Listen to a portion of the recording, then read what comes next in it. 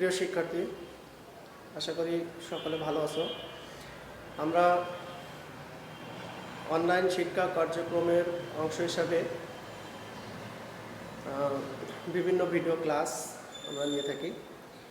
তো সেই অনলাইন শিক্ষা কার্যক্রমের অংশ হিসাবে আজকে আমি পরেশচন্দ্র দাস, প্রভাষক, সরকারি শহীদ আব্দুল সালাম ডিগ্রি কলেজ, কালিয়া, নড়াইল। আমি রসায়ন দ্বিতীয় পত্রের প্রথম অধ্যায় থেকে গ্যাস সূত্র নিয়ে আলোচনা করব। যাই হোক শিক্ষার্থী, আমরা গতদিন গ্যাস সূত্রগুলোর ভিতর থেকে বয়েলের সূত্র এবং চার্লসের সূত্র নিয়ে একটু আলোচনা করেছিলাম। আজকে আমরা চার্লসের সূত্র থেকে কিভাবে পরম শূন্য তাপমাত্রা ধারণা পাওয়া যায় সেটা সম্পর্কে আলোচনা করব। তো পরম শূন্য তাপমাত্রা আসলে কি, সেটাও আমরা আলোচনার মাধ্যমে জানতে পারবো। তো চার্লসের সূত্র অনুসারে আমরা গতদিন যেটা দেখেছিলাম যে 0 ডিগ্রি সেলসিয়াস তাপমাত্রায় কোনো গ্যাসের আয়তন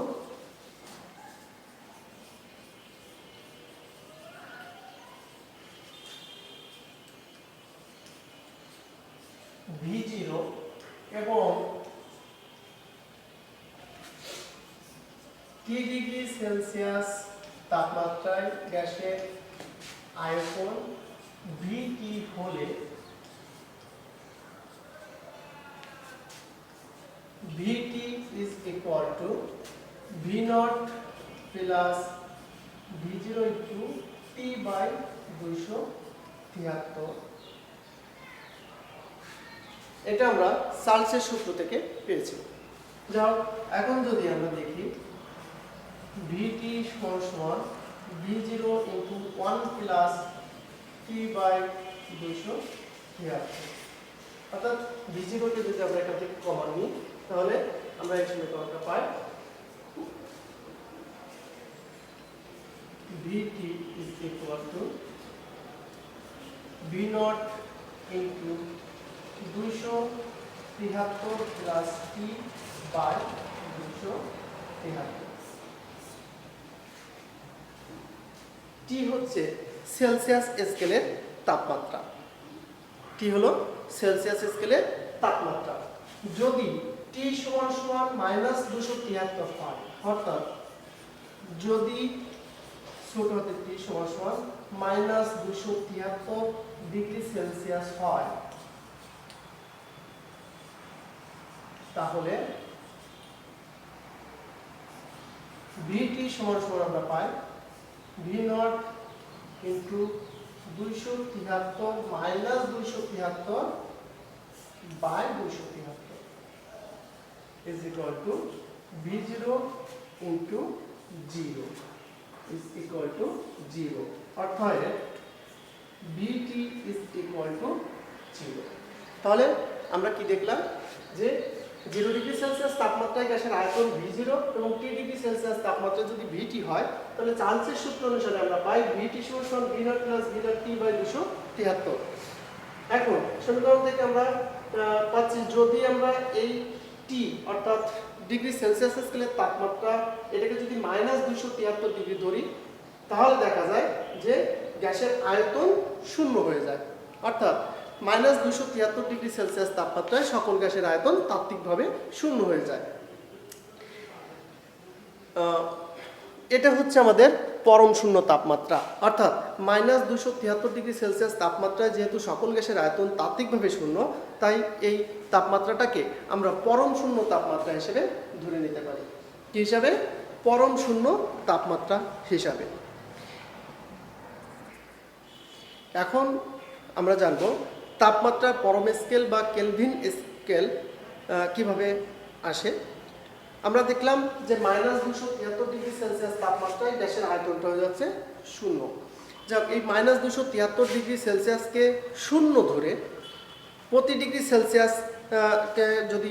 সেলসিয়াসকে আমরা যদি একক ধরি, তাহলে বিজ্ঞানী কেলভিন এরকমভাবেই, অর্থাৎ প্রতি ডিগ্রিকে একক ধরে একটা তাপমাত্রার স্কেল প্রণয়ন করেন, যেটাকে আমরা বলি পরম স্কেল বা তাপমাত্রার পরম স্কেল, অর্থাৎ 0 ডিগ্রি সেলসিয়াস তাপমাত্রা সমান সমান হবে তাহলে কত?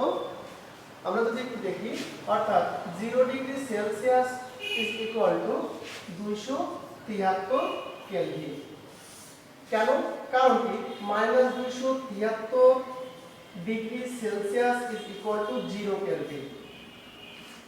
-273 ডিগ্রিকে যদি আমরা 0 কেলভিন ধরি এবং প্রতি 1 ডিগ্রি সেলসিয়াসের সমান যদি 1 কেলভিন বিবেচনা করি, তাহলে দেখা যায় যে -273 এটাকেই আমরা বলছি 0 ডিগ্রি, -273কে আমরা বলছি 0 কেলভিন, এবং এরপরে প্রতি 1 ডিগ্রি তাপমাত্রা 1 ডিগ্রি সেলসিয়াস এর বৃদ্ধিতে 1 কেলভিন তাপমাত্রা বৃদ্ধি পায়।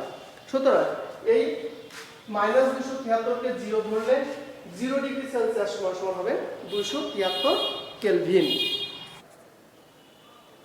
যাক শিক্ষার্থীবৃন্দ, আমরা এবার গেলুসাকের চাপের সূত্র নিয়ে একটু আলোচনা করব। গেলুসাকের চাপের সূত্রটা কেমন?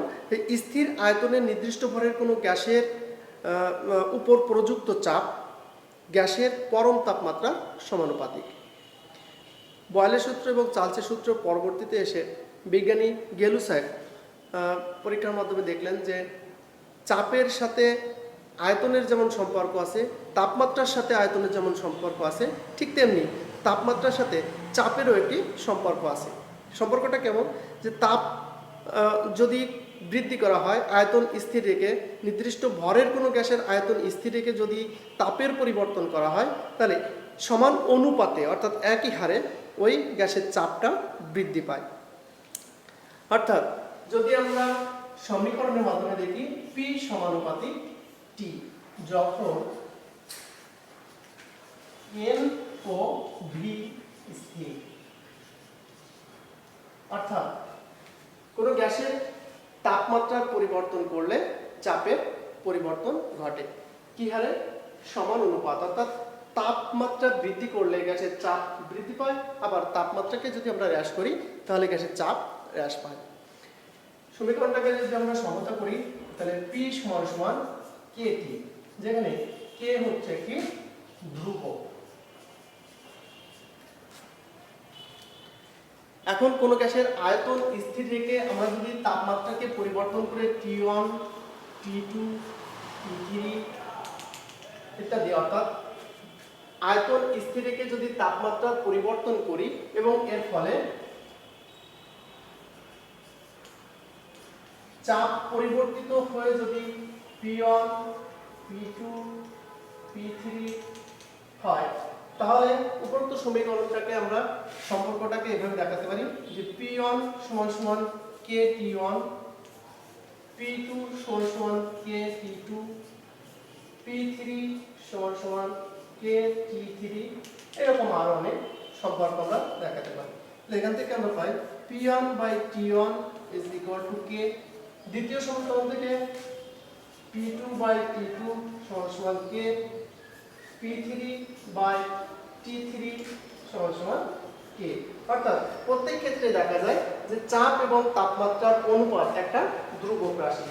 চাপ এবং তাপমাত্রা অর্থাৎ কেলভিন স্কেলের তাপমাত্রার অনুপাত একটা ধ্রুবক রাশি।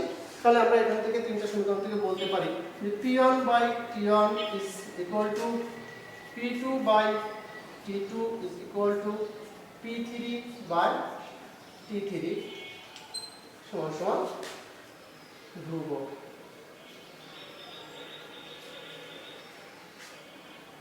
এটা হচ্ছে আমাদের গেলুসাকের চাপের সূত্রের একটা গাণিতিক সমাধান, বা বলতে পারি আমরা গাণিতিকভাবে আমরা এটাকে এভাবে দেখাতে পারি।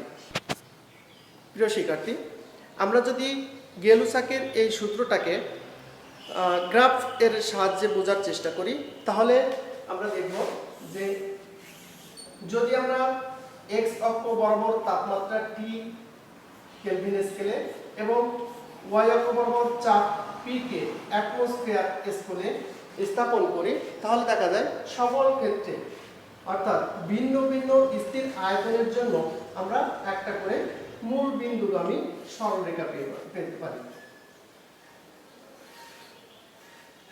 অর্থাৎ আয়তনটাকে স্থির রেখে যদি আমরা তাপমাত্রা পরিবর্তন করি তাহলে দেখা যায় যে একই হারে চাপের পরিবর্তন, অর্থাৎ তাপমাত্রা যত বৃদ্ধি করা হচ্ছে আয়তন ঠিক একই হারে বৃদ্ধি পাচ্ছে, এবং সেক্ষেত্রে আমরা একটা মূলবিন্দুগামী সরলরেখা পেতে পারি।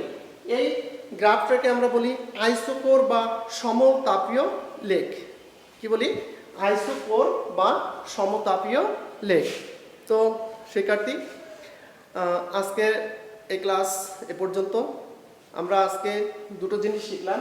একটা হচ্ছে চার্লসের সূত্র থেকে আমরা কিভাবে পরমশূন্য তাপমাত্রা ধারণা পেতে পারি, আরেকটি হচ্ছে যে গ্যাসের আয়তনকে স্থির রেখে যদি আমরা তাপমাত্রা পরিবর্তন করি তাহলে চাপের কিরূপ পরিবর্তন ঘটবে, যেটাকে আমরা গেলুসাকের সূত্র হিসেবে চিনি।